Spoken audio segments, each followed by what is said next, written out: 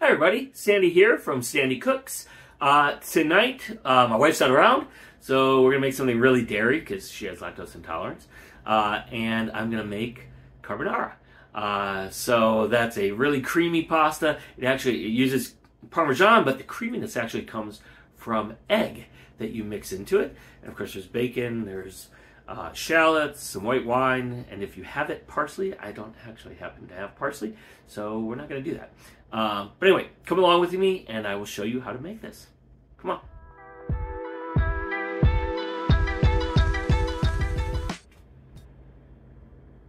Alright, first step is some bacon. Let's see, I don't need the bowl to start out. We're going to make lardons.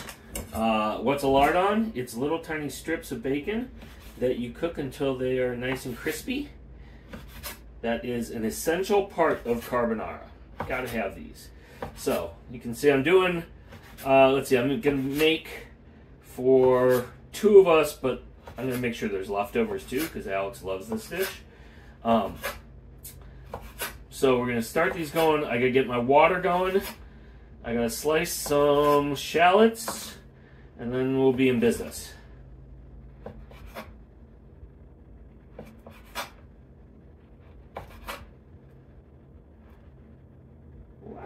Come on. Okay, so there's that. You know what? I will throw this in here because it'll make transporting it easier. All right, let me clean that up.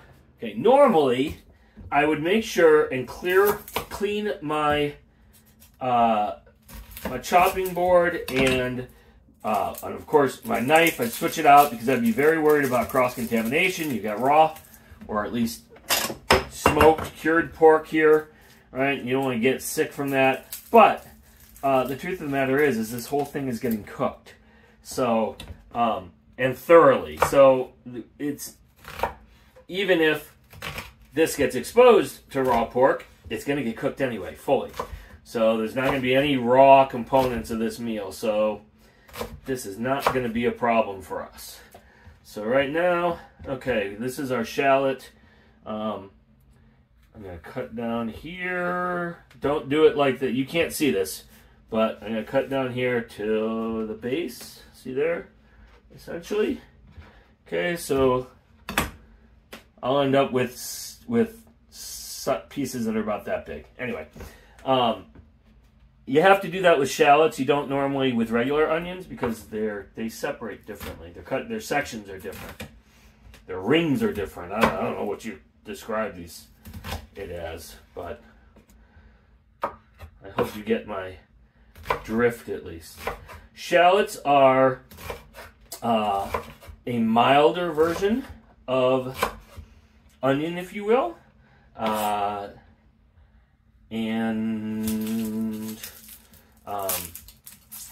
you know, I used to think that they were actually sweeter than regular onions, but I don't really find shallots sweet. Red onions are sweet. Vidalia onions are sweet, of course. But these are just, to my taste, milder. Ooh, look, I got dead in the middle here. You know what? I'm not going to use that. How much of a pain is that going to be to get out of there? No, I'm not using that. All right. Let me see another one. All right, here's another shallot.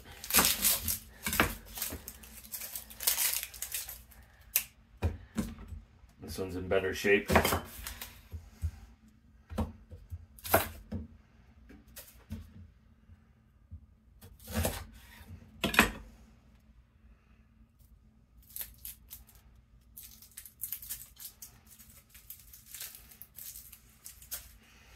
Alright, so we got to saute. We got to get the garlic, the goodness. I get the bacon going. And I need to get these shallots going. I need to get water going. So, a lot of stuff to get going here. Cut this like that. And I got a time deadline tonight. We got to be done eating before 7. So, if I seem like I'm hurrying a little bit, that's why.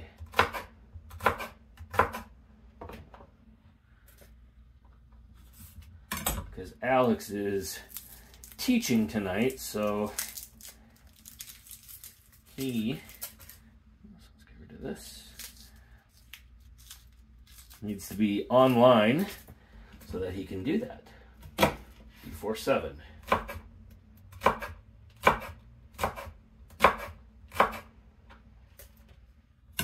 Okay.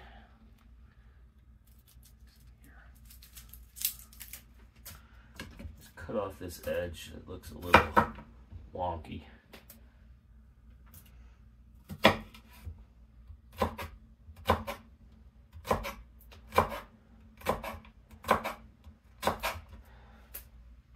Alright, here's my shallots.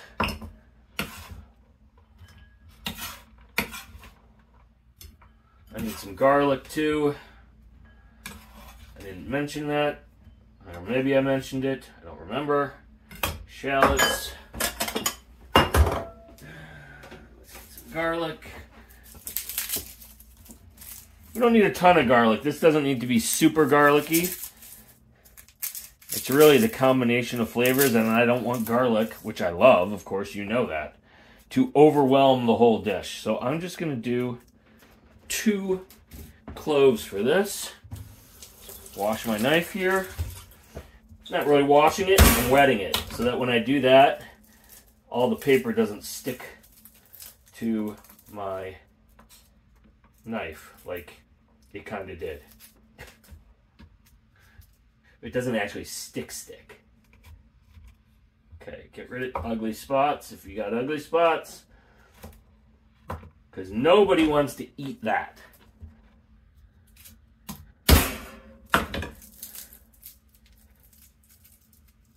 Come on.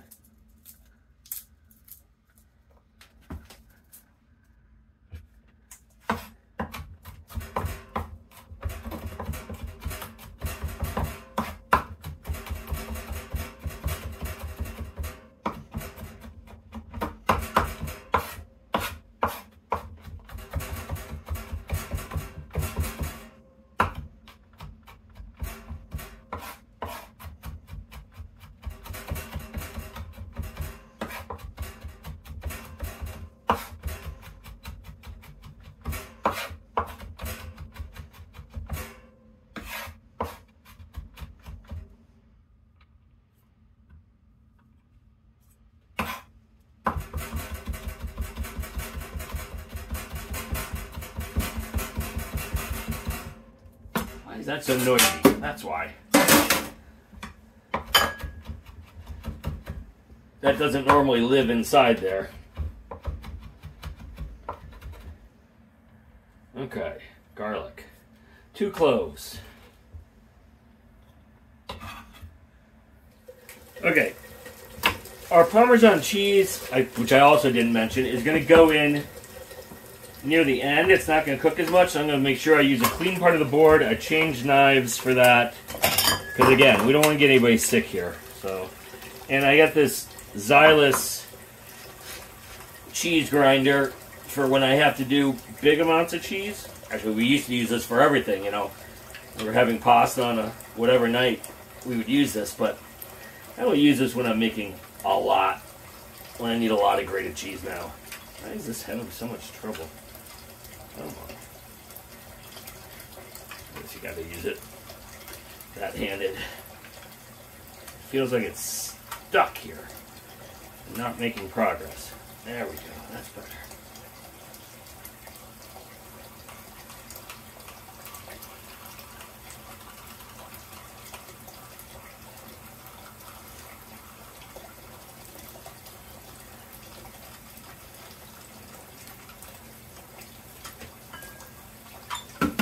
Okay, I'm going to do a little bit more.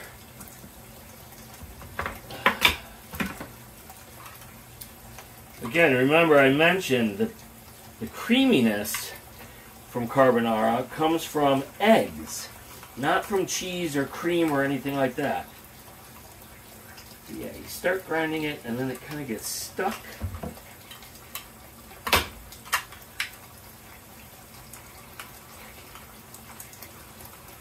And my water for my pasta is overfilling my pot. So I'm going to have to dump some of that out. Okay, come on, finish up here. Okay. There's my cheese. Okay, you can't see this over here. Here, I'll move it so you can see it. But always, always, always salt your pasta water. And you want it to taste like the ocean. That means a lot of salt. So, anyway, I just put a bunch in there. Move this over here, get this going. Okay, water's going. Let's get our bacon going.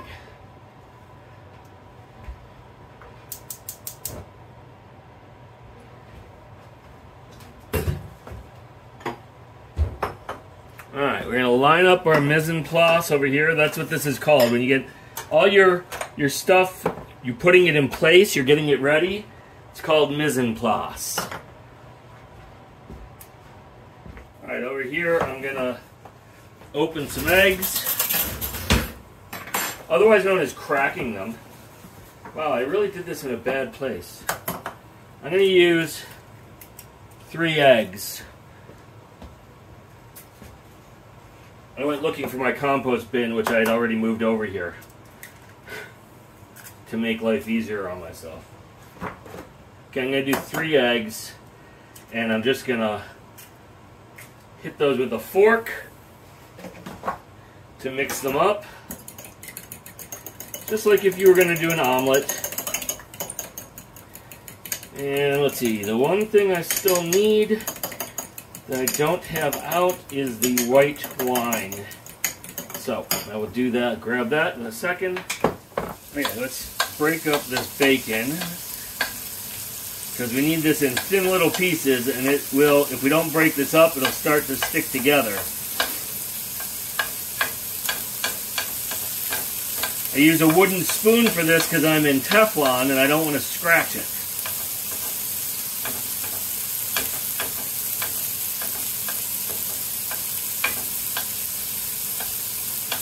If you don't use metal utensils in your Teflon will last longer. Other things you shouldn't do, never take a hot pan over to the sink and put cold water in it to cool it down real quick. That'll warp your pan, the metal of your pan, and it'll be bowed up in the center, and things won't cook right again after that.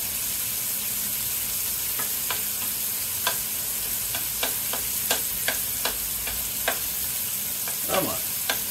Alright, that's looking pretty good. Most everything is separated. Okay, let that go. In the meantime, I got my bottle of wine here. Didn't have any in the fridge. This happens to be, oh, look at that, a Pinot Grigio. But you could use, I usually use a Chardonnay, but we're going to use this today. How's it taste? It's fine. Nice and mild. That's what we want. We don't want a super strong wine flavor for this. So maybe a Pinot is actually even better than a Chardonnay for this purpose.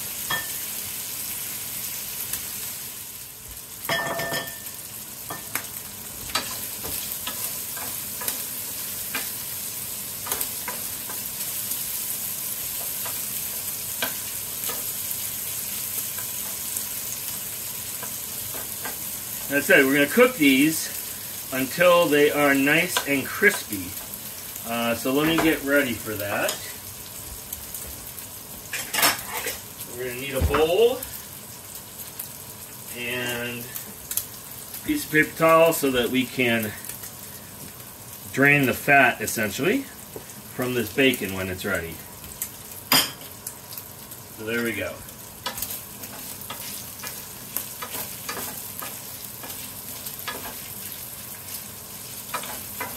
Alright, so not too much more to this bacon in terms of what to do to it. I'm just going to keep doing the exact same thing I'm doing now, which is stirring it every few minutes so that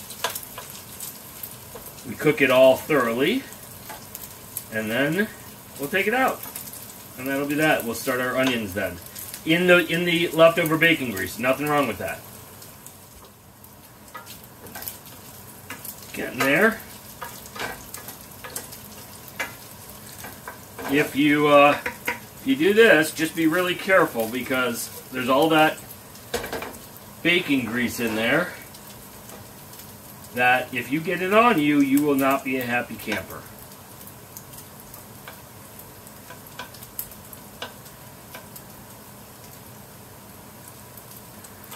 So if you're not confident in your pan flipping skills, stick to the spoon. I'm pretty confident. Doesn't scare me at this point, but still a use for both because I can spread these out better with the spoon. We're getting close now. We don't want them to burn, but we do want them crispy.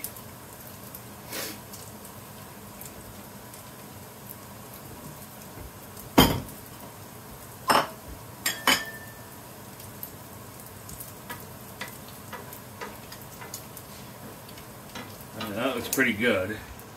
I'm going to try and drain them a little bit here. Okay. Throw our shallots in here.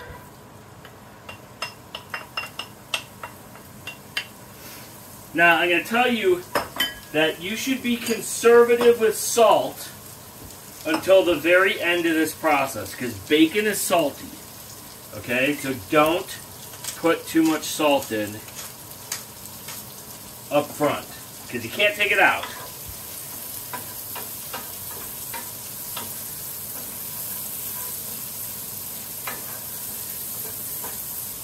Alright, we're going to just take this to translucent, then I'll add my garlic.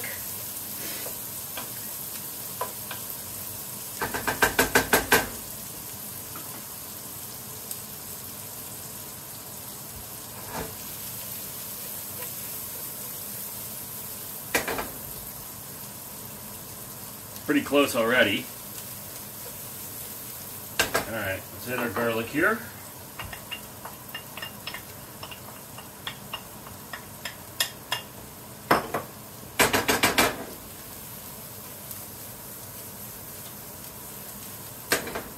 We don't want that to cook too long. Garlic cooks very quickly, especially when it's chopped small like this. Okay, and if it gets burnt, it'll taste bitter.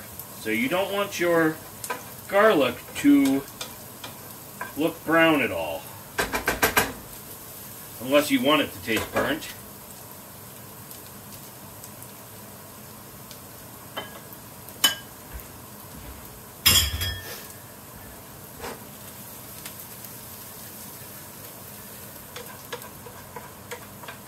Alright. Take that out.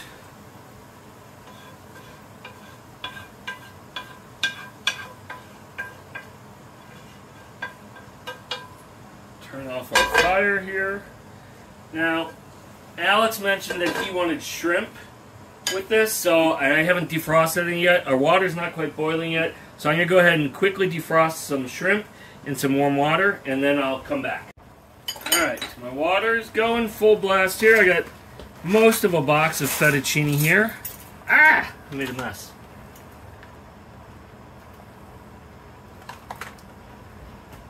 Alright, and always, when you put your pasta in water, always give it a stir. Always, always, always give it a stir. Get the pasta down in the water. You got to get it separated so it's not sticking to itself. Okay, get it down in there. Give it some stirs. There we go. That's going to take about 8 or 10 minutes. This is fettuccine. I turn my water down, otherwise it's going to boil over. Make sure, again, you get in there every minute or so Give it a stir. Got to make sure that it doesn't stick together. Okay, I give my pasta another stir here. And while I was gone, I always keep a bag of frozen shrimp in my freezer, raw frozen shrimp, so I can easily, quickly defrost it. So that's what I did here.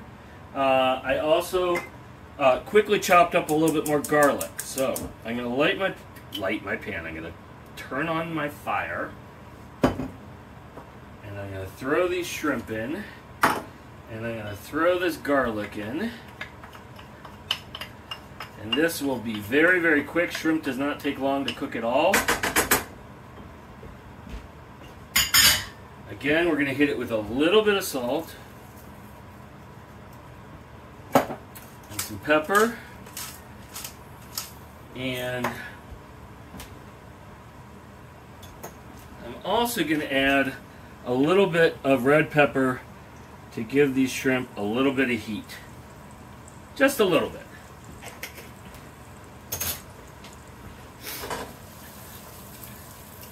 And see how quickly they start changing colors, right, to the orange, right, to their cooked color.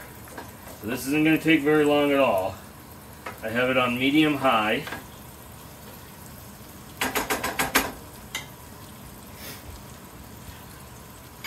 Pasta, another stir.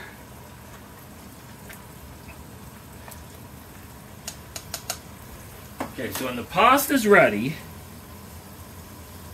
we'll put the onion, the shallots and garlic back in here. The shrimp will not be in here at that moment because we don't want to cook them more than when I stop here. But, hey, let me go back to that. The shallots will go back in. We'll heat them up just a little bit.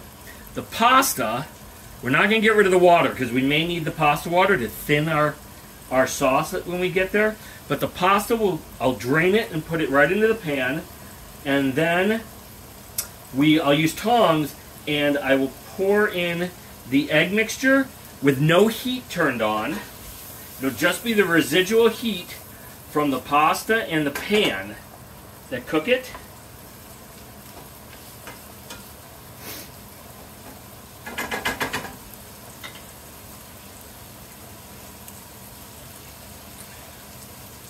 That'll make it creamy. And then we'll add the Parmesan cheese. Mix that up more. Or actually, probably add both of those at about the same time. And then the bacon and the shrimp go at the very, very end, and we mix those in. But they don't need... Whoops, I missed a shell. They don't need additional cooking at that point. So we don't want to overcook them. Pasta water is going gangbusters over here.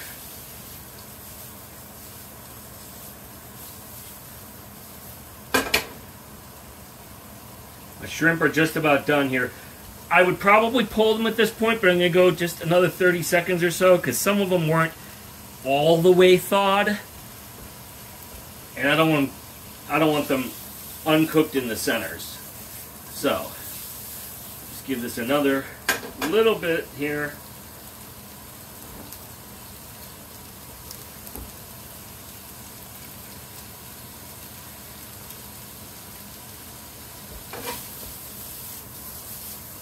All right, call those done.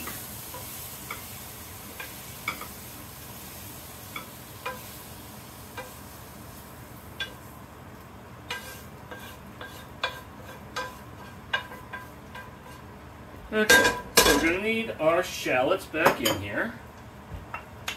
It's fine, they can warm up a little bit, just in the residual heat right here.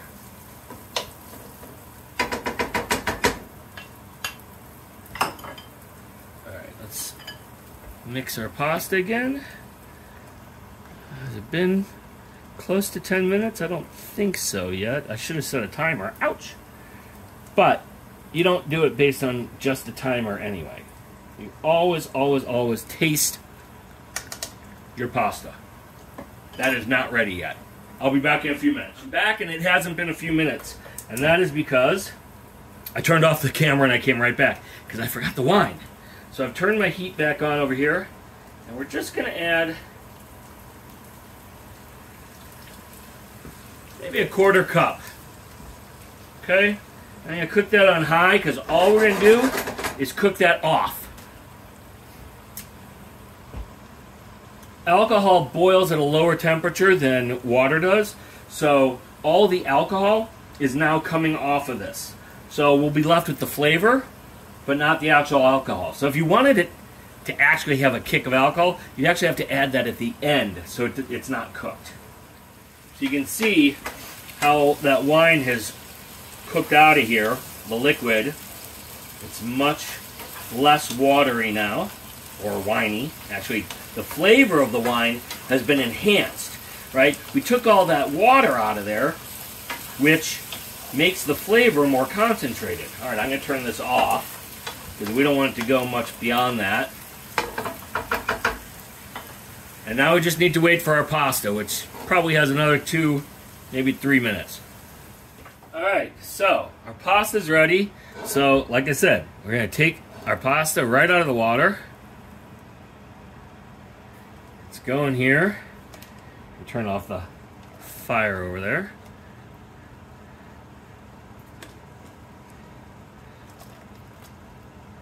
We're not throwing away this wonderful, salty, starchy water because it will help make our sauce, it'll help, if we need it, it'll help thin our sauce, flavor our sauce, and make our sauce extra creamy.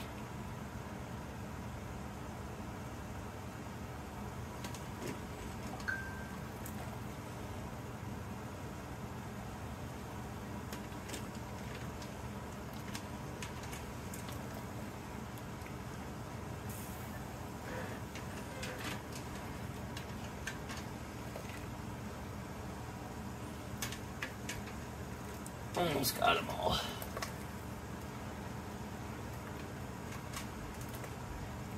Alright, so there we go. Now, get rid of this. We take our eggs. Okay.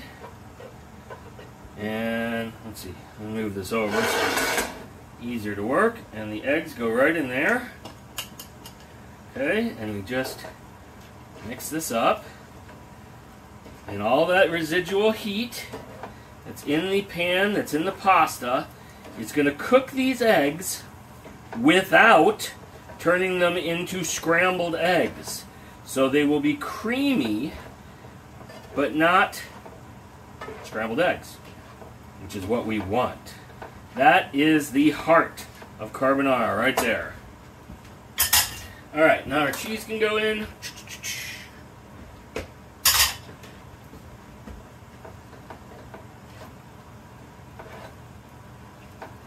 Again, just the residual heat. I got no heat turned on now. So just the residual heat in the pan is melting that cheese, making this nice and cheesy and creamy and delicious. Okay. Good. Add our bacon. Add our shrimp.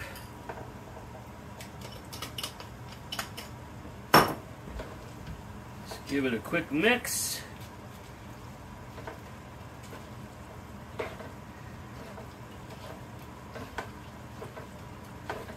Okay, and before I call and say that dinner's ready, I'm going to taste it. Always taste your food. Oh, is that good? And it doesn't need any more salt. I'm pretty sure. I'll put salt on the table, but I'm pretty sure it doesn't need any more. So there you go. That is our dish tonight.